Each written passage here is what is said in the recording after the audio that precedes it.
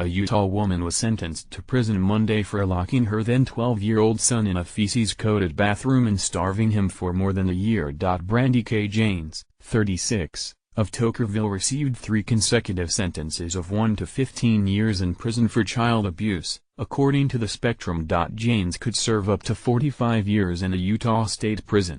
The mother pleaded guilty to causing her son's malnutrition.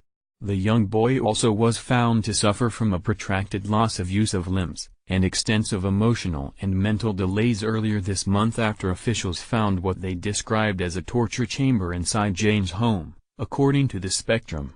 Officials said the boy weighed 33 pounds when they discovered him. Judge Eric Ludlow said he had never seen anything like this in his 30-year career and described Jane's actions as deplorable.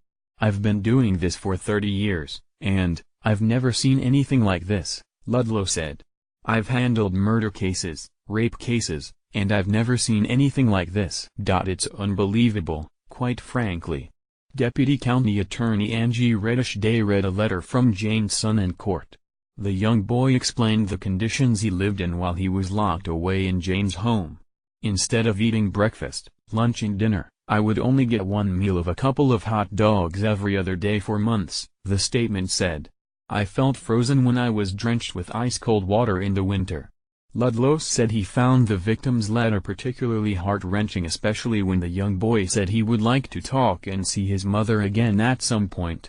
"She did horrible things to me, but she's still my mom," the statement said. "I feel safe now. I started feeling safe when I got away from her." The young victim was discovered bolted in a bathroom that was coated in feces, the court statement read. The victim was found locked in a space that was set up for confinement specifically, according to Reddish-Day. The evidence and the boy's testimony suggests he was kept in isolation for years. Janes also monitored the inside of the bathroom by using a surveillance camera. "It's just sickening, there's no other word for it," Reddish-Day said. The victim, who is now 13 years old, had elevated liver enzymes, peeling skin, low vitamin levels and sores when he was initially hospitalized, according to Carrie Smith, the doctor who treated the boy. "He could barely walk. He was in a lot of pain," Smith stated. Defense attorney Edward Flynn said Janes did not abuse the victim intentionally but did it as a way to deal with the stress in her life, and that the mother was using drugs before the boy was discovered by his father, Russell Janes. "It's impossible to put a shine on this case," Flynn said. "It's baffling that the family members didn't do anything. This is not the story of a witch that needs to be burned at the stake. That's the popular sentiment. This is the story of a woman who began to fail in her duties to her family, in particular to one son who needed help in a different matter, and she failed in that regard and things got worse," Flint said. "Instead of admitting she couldn't do it anymore and getting help, she compounded things and made them worse." Reddish-Day said she was not sure what Jane's motive was but said Janes had a relationship with her 2 other children and was a master manipulator with her other family members.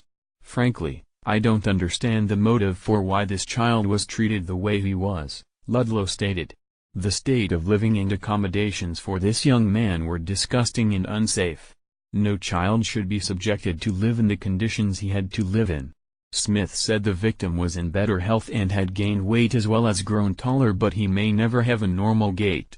"It's extraordinary this victim survived this," Reddish-Day said.